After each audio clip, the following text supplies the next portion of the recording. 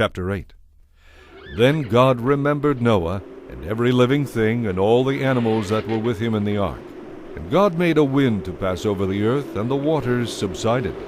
The fountains of the deep and the windows of heaven were also stopped, and the rain from heaven was restrained. And the waters receded continually from the earth.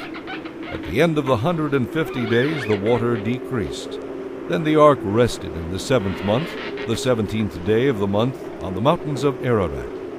And the waters decreased continually until the 10th month. In the 10th month, on the 1st day of the month, the tops of the mountains were seen. So it came to pass at the end of 40 days that Noah opened the window of the ark which he had made. Then he sent out a raven, which kept going to and fro until the waters had dried up from the earth.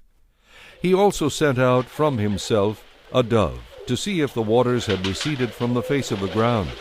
But the dove found no resting place for the sole of her foot, and she returned into the ark to him, for the waters were on the face of the whole earth. So he put out his hand and took her, and drew her into the ark to himself. And he waited yet another 7 days, and again he sent the dove out from the ark. Then the dove came to him in the evening, and behold, a freshly plucked olive leaf was in her mouth. And Noah knew that the waters had receded from the earth. So he waited yet another 7 days, and sent out the dove, which did not return again to him any more. And it came to pass in the 601st year, in the 1st month, the 1st day of the month, that the waters were dried up from the earth. And Noah removed the covering of the ark, and looked, and indeed the surface of the ground was dry. And in the 2nd month, on the 27th day of the month, the earth was dried. Then God spoke to Noah, saying, Go out of the ark, you and your wife, and your sons wives with you.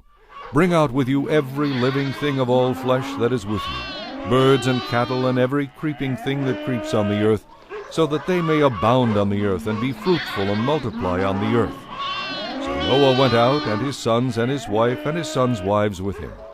Every animal, every creeping thing, every bird, and whatever creeps on the earth, according to their families, went out of the ark.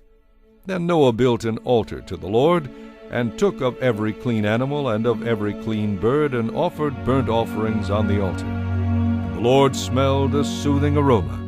Then the Lord said in his heart, I will never again curse the ground for man's sake, although the imagination of man's heart is evil from his youth, nor will I again destroy every living thing as I have done.